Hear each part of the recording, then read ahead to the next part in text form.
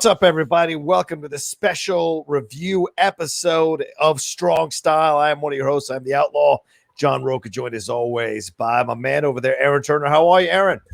Doing good, man. Doing good. Action-packed weekend of stuff, and now I'm ready to talk some heels. Yeah, absolutely. Heels from STARZ here. Stephen Amell leading the way of a great group of actors here. It debuted over the weekend. This is from creator Michael Waldron. And the first episode is directed by Peter Siegel. Peter Siegel of Tommy Boy fame, Get Smart fame, and numerous Anger Management, numerous other movies that he's directed. So interesting to have him be the guy to direct this opening episode here that does not have many laughs or slapstick comedy. It's very much a in-depth view and behind, pulling the curtain, so to speak, into a small promotion in Duffy, Georgia. What did you think overall? We're going to review this episode. We're going to talk about it. So just letting you know now, one of two spoiler warnings. Spoiler warning. If you haven't seen the first episode, stop watching this review right now. Go and watch it and then come back and hang out with us. Aaron, overall, what did you think about this first episode kayfabe here of Heels? Well, it grew on me as it went. When it first started, I was like, I don't think this is what I signed up for. I was kind of surprised that, like, from the preview, I guess I could have guessed it was modern day, but I wasn't 100% sure. But then I saw, they're using laptops and cell phones and GoPros. So, okay, yeah, that's a thing. I think that Stephen Amell might have something here. I think the way that as it progresses, of course we have one episode to go off of. So, right. I mean, it starts off like a little rocky. It feels more, being from the South. It feels a little more Texas than it feels Georgia to me. It feels more like Dallas than Georgia. So I got a lot of world-class championship wrestling vibes. So definitely their arena that they had there in the show, which is odd because it's like this hometown promotion has like their own arena, which is pretty wild. Right. And then it's just like showing this whole like small town thing, which is really cool. But as it went on, I mean, like I said, like it really grew on me. It's like, okay, well, they understand what's going on. The ending will probably make some people scratch their heads. I think it's a nice gateway for people that don't maybe necessarily know the wrestling business or know certain parts of it, that maybe this will get them interested. If you're already a fan, you kind of know what's happening, but there are things in there for you as well. Yeah, I definitely found that to be a curious part. I found myself halfway through going, would I be enjoying this as much if I was a person who had no knowledge of wrestling? Because there's a lot of things that are presented to you right off the bat that you have to accept. We should throw the premise out there. It's two brothers who are rivals. One is a heel. The other one is a face in professional wrestling, and they play out scripted matches as they war over their late father's wrestling promotion and vie for national attention in the small town in Georgia. As we said, Stephen Amell leading the way. He's playing Jack Spade, who is essentially the guy holding the belt. He's the Ric Flair and he's the Booker. So he's the Vince and the Ric Flair at the same time. As far as when the season starts here with the first episode, his brother, played by Alexander Ludwig, is Ace Spade. Jack Spade, the Stephen Amell's wife, is Alison Luff, who a lot of you have seen in numerous TV shows. Mary McCormack, so great to see Mary McCormack coming in as Willie Day. That's Jack's business partner. And Kelli Berglund is Crystal Tyler, who plays the valet for now of Ace Spade. And Chris Bauer doing excellent work here as Wild Bill Hancock, a former wrestling star who is now a scout, a pro wrestling scout. A lot of people felt that he's kind of the Jake the Snake Roberts of this whole situation from the look and everything like that. I thought he did a fantastic job of that. And for all you Steelers fans, James Harrison Jr. is in this damn show. I couldn't believe it. I know Jay Washington was probably super pissed that wasn't him on there. All respect to Jay in his career, but James Harrison, that's a well-known name. So interesting. I thought he did a nice job, but I agree with you overall. Like, you're walking into this and you're like, wow, you're being handed all kinds of stuff here in the first few minutes of the episode. And you're wondering, are people going to get it? Like, do people understand what's happening here? Because this is really in-depth exploration of what's going on in a promotion. Do people care who are not pro wrestling fans about this? But I think there's enough drama, enough, interesting performances from the actors in these roles in these characters for people to want to keep watching this. I enjoyed the first episode. I like the back and forth between Stephen Amell and Alexander Ludwig.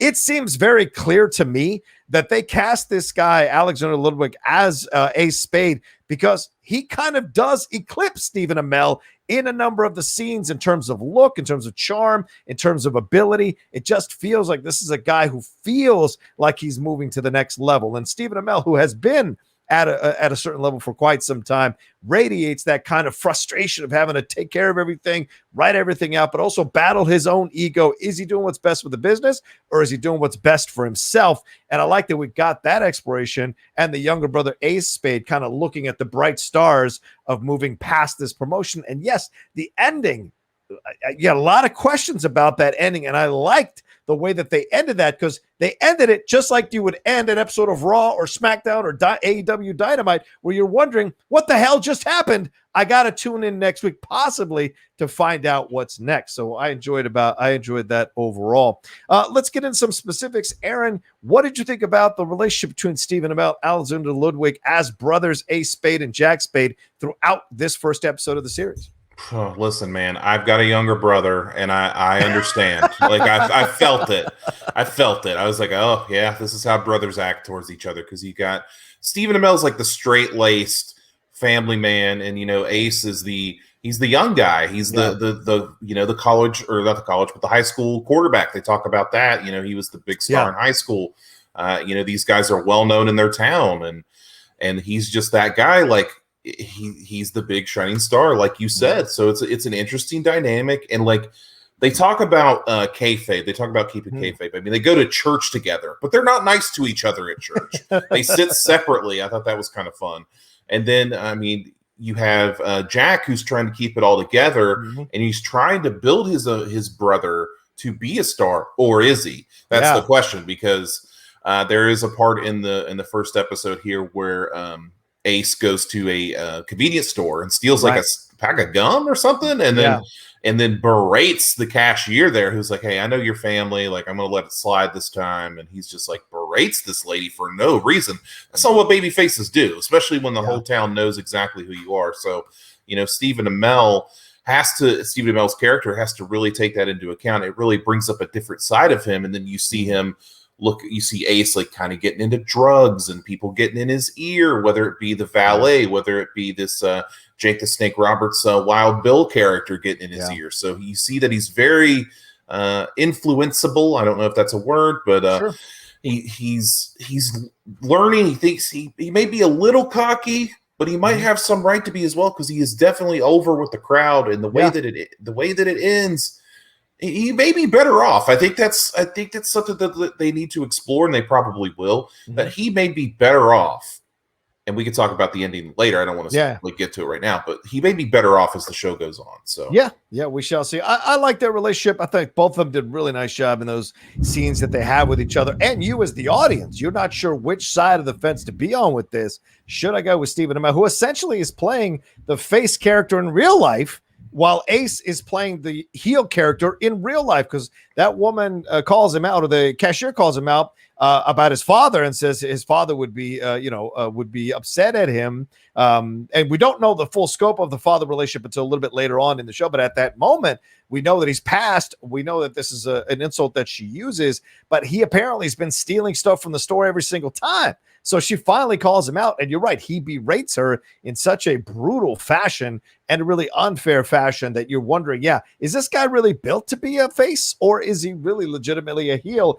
And if the fans turn on him, is he going to be able to handle it? And we had something at the end of the episode that felt like something out of WCW when the NWO turned, right? Throwing all the paraphernalia and all their snacks and crap and drinks into the ring and protest and in frustration. And we'll get to that thing, as you said, in just a little bit. What did you think about overall how they presented the business of wrestling? You had these other characters that were part of the ensemble who did great work themselves in their characters, having conversations with the new guy about like how to get over. You got to make them love to hate you, make them love you, or love to hate, or hate you enough that they love to hate you. And then speaking about the moves, and then of course you've got that one wrestler who's like, man, I should be leading this thing. No one else can do what I do, blah, blah, blah. And so did you like the way they showed the different personalities without turning them? I felt they didn't turn them into caricatures, but I felt like had these really honest conversations about what it's like behind the curtain in these locker rooms. Yeah, again, a little remedial if you're a wrestling fan. It can't help but be, because they're trying to build a world here that maybe,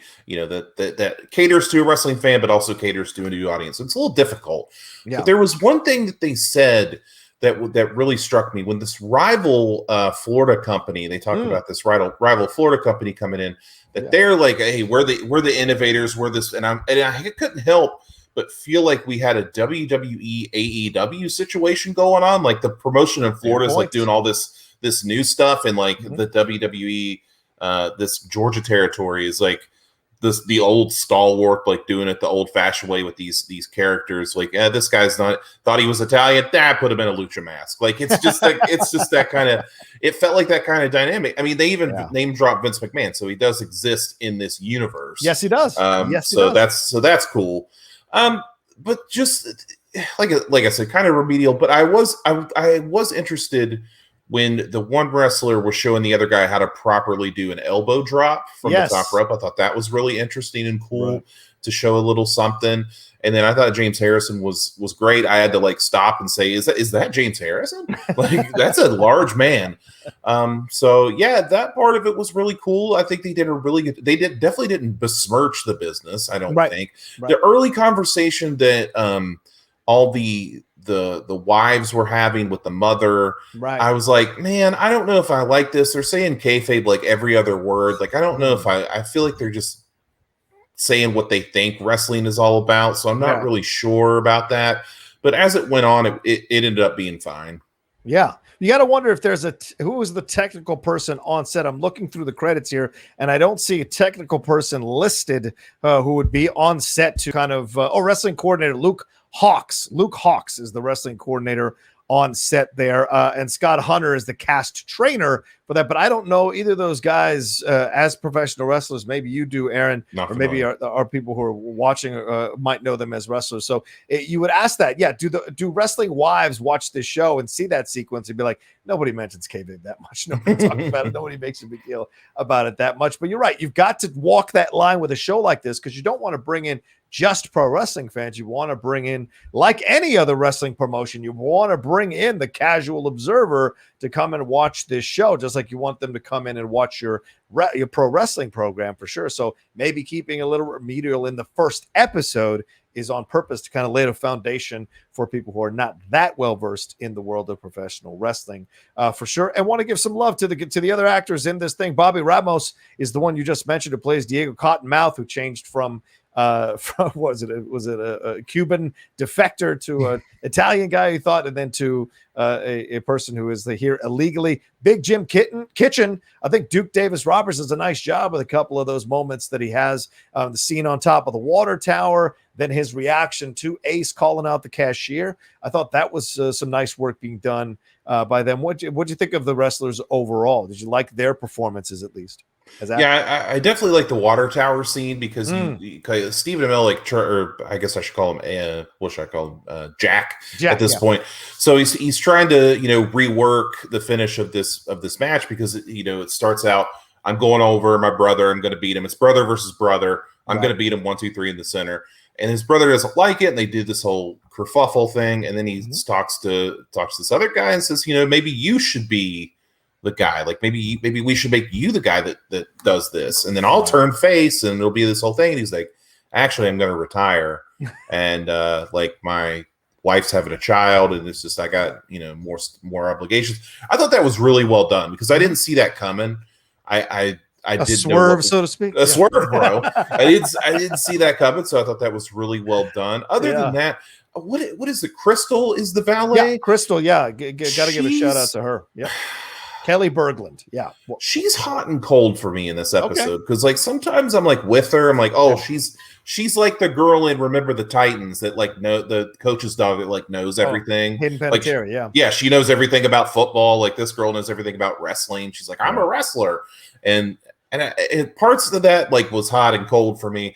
You definitely know you're in the South when I saw there was a moment of her walking away where she had the snuff ring in the back of her pocket, in her back of her jean shorts, and I said, "Yep, you're definitely in the South when the girl has the snuff ring in the back of her shorts." So shout out to her for the authenticity of that.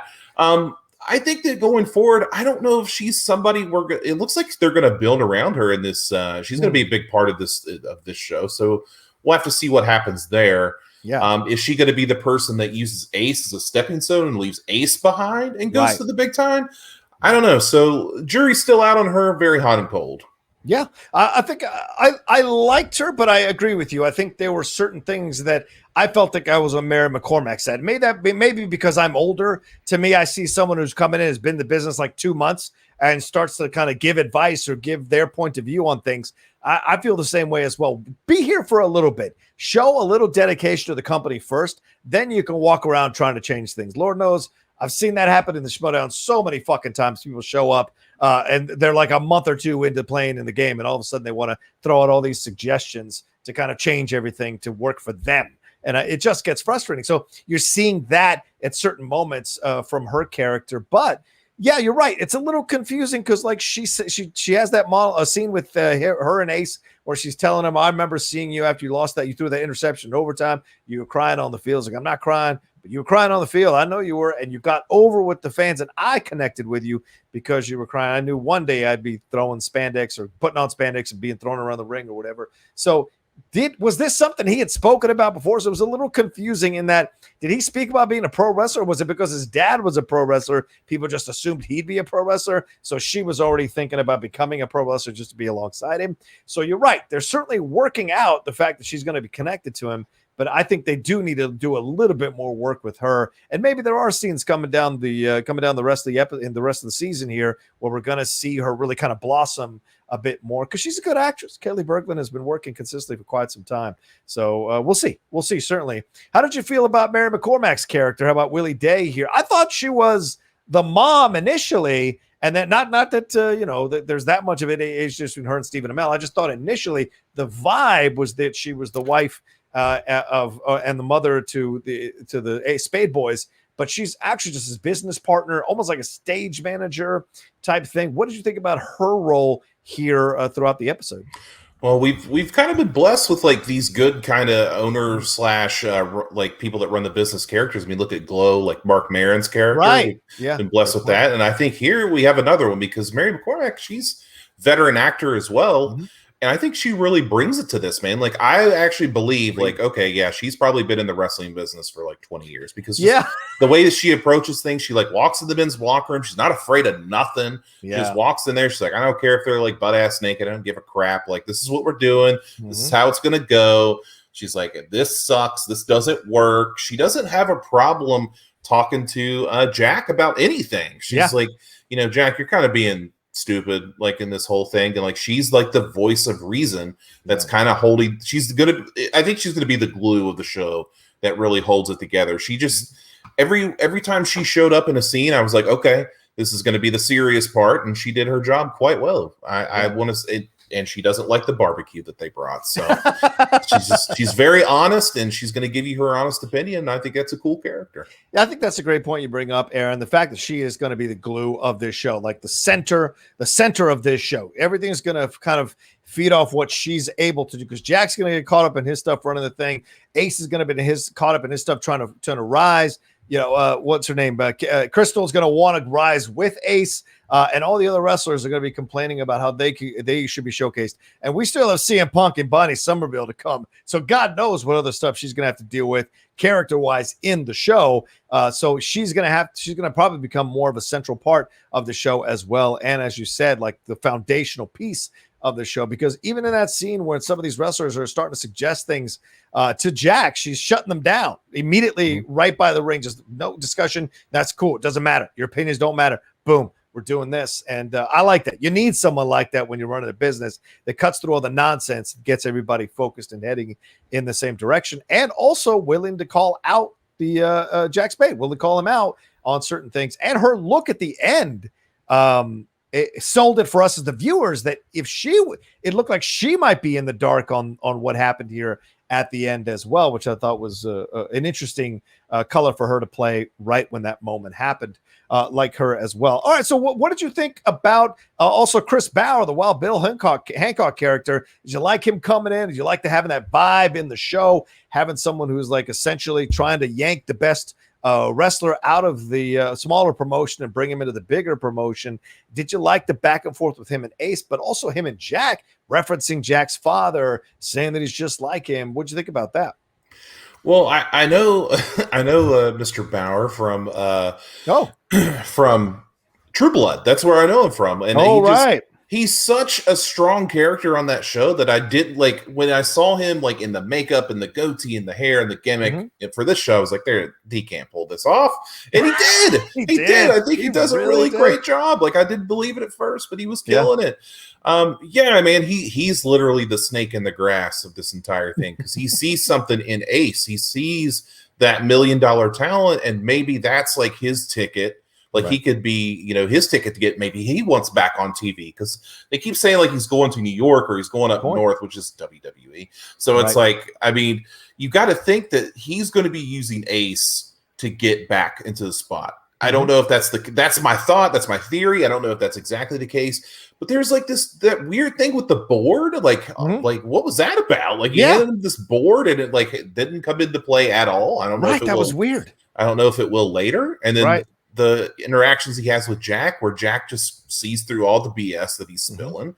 And, Ace, he's a young man. He's impressionable. And it looks like, he hands him the pills. He starts doing the pills and they're drinking before the show. And it's just, you can kind of tell this isn't going to go well for Ace. And Jack doesn't want him around. He's bad influence, like he said that you and my father had some great times together, but that was then. You're up north now. Like, it's just not the same. So, it's going to be interesting to see. I want to see how that character and the Mary McCormack character kind of clash, because I feel like they're going to have something down the road too. So, two strong characters that I kind of want to see go at it. It's an excellent point, Aaron. They kept them away from each other in this first episode, but eventually you imagine they're going to start slamming heads, especially if he keeps poaching their great talent. That's going to be an issue because you got to keep selling out those auditoriums, keep selling out those places. But I remember him from The Wire in the second season of The Wire playing Frank Sabatka. I remember Bauer doing that, and it isn't the first time he's done a kind of athletic or sports related show for STARZ. He did Survivor's Remorse back in 2014 with Mike O'Malley, who is in this show as well. For some of you may know, what's that sitcom he was on with Anthony Hill? I forget the name of that. Yes, Dear. Yes, Dear. That's right. He was in Yes, Dear. So not the first time these people have all worked together with STARZ. So also the host of the great Nickelodeon competition show Guts. That's Mike O'Malley. That's right. Well, let's deal with the ending, and let's deal overall with the portrayal of, I say portrayal, but overall the character of Jack Spade here coming into the ending. We start out with him writing the what's going to happen with all these matches. I thought it was a nice way to open the show for sure. I mean, the opening credits, let's work on those opening credits. That feels like something out of a bad CW show, man. Work on that with the opening credits. It did not look good to me. But overall, he's, in charge of the show. Do you sense that this is Jack's ego, or do you sense that this is what's best for business, to use the Triple H term here? What do you think about the way they've played him out, and what do you think happened at the ending? In the end? Well, let's put it out right here. Like in traditional wrestling, if a person is leaving the territory, as we assume that Ace will leave the territory, why would he be their champion? Why would he win the championship? That's true. He's not going to be there next week. So you rarely leave with the belt. That's a great point. Yeah. Why would that happen? So Jack has to protect his business. That's why, like back in the day, you read these stories of promoters like in World Class, Fritz Von Erich, Vern Gagne, like these people that were champion in their own territories, as well as the booker, as well as the owner. It's the only person they could trust. Yeah. And Stephen Amell's character, I think Jack is the only person that Jack can trust. Maybe Mary McCormack, but Jack really trusts himself to make sure this territory goes. I thought the ending was pretty cool. I didn't see it coming. Yeah. I didn't see that. I thought he was going to break his arm.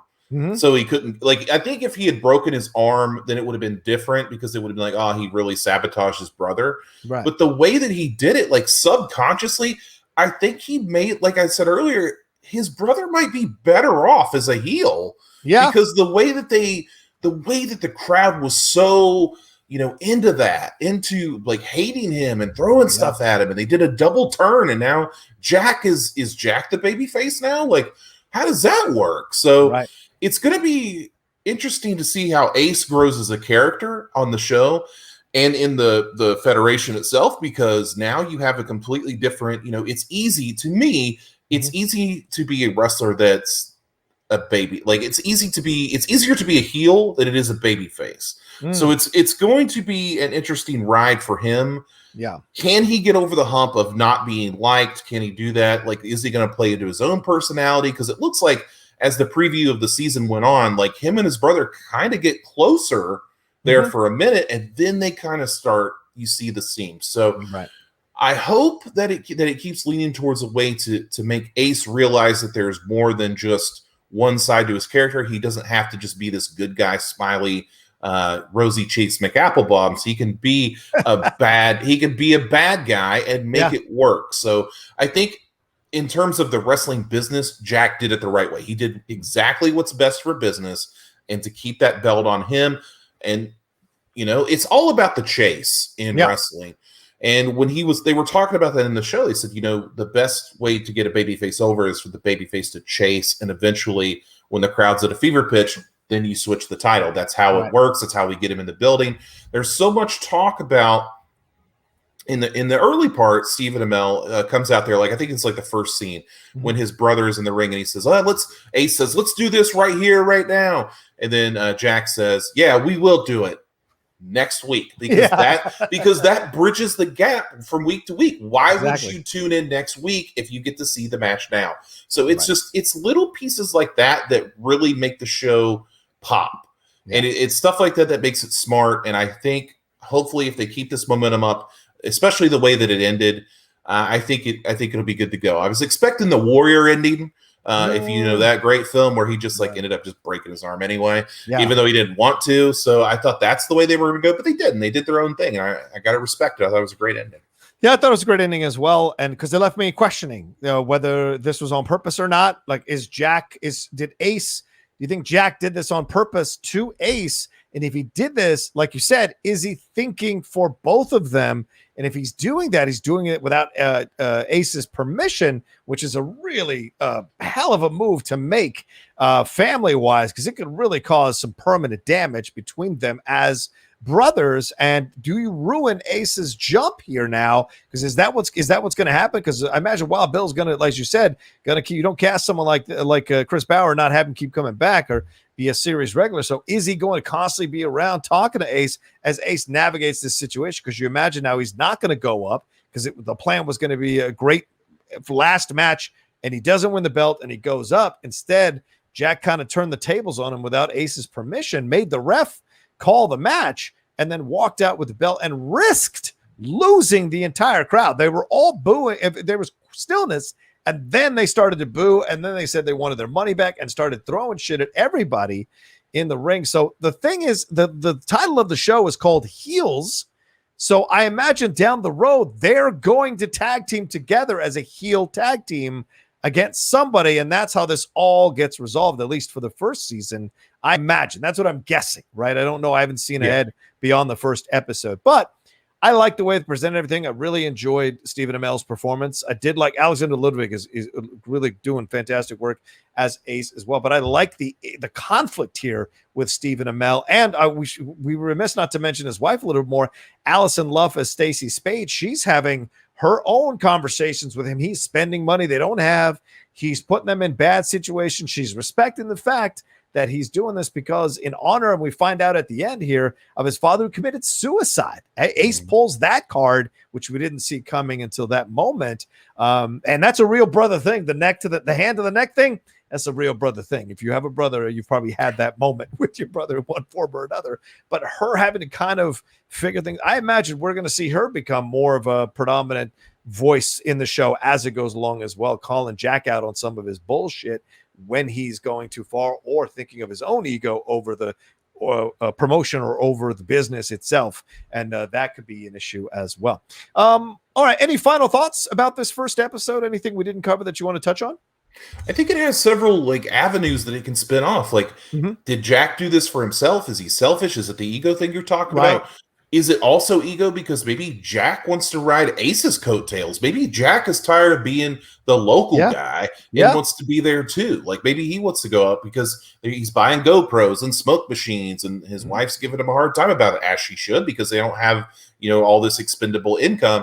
There was a scene I forgot to mention with McCormack's character when Jack's trying to BS her. And he says, he stops whatever they're talking about, and he says, "How are those smoke machines working?" She goes, "They're working like smoke machines."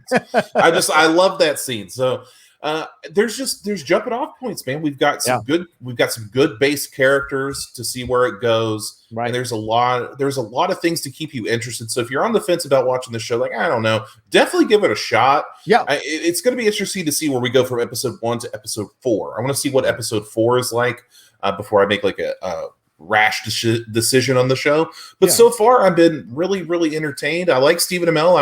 I was into Arrow for like the first 4 seasons. I really like that show. I like him as an actor. So I'll stick around. Alexander Ludwig, I thought that I knew him from something, and then I figured out today he was in the Hunger Games, the first Hunger Games. Yeah. So that's where I knew him from. So I'll definitely stick around because I want to see how it plays out. Not only is a storyline within the show, I want to see how that storyline plays out, but I want to see how the story plays outside. So it's got that double dynamic, which I really like. Good point. Good point. Yeah. And this is an 8-episode series. So, you know, episode 4 is really the midway point of the season where you should be fully on board. And if it hasn't got you by episode 4, I can't imagine the next 4 episodes are going to grab you anymore. So I agree with you. Yeah, absolutely. This is one you all should definitely watch, especially because there aren't that many shows or hardly any shows that really deal with the real side of the business in a dramatic fashion.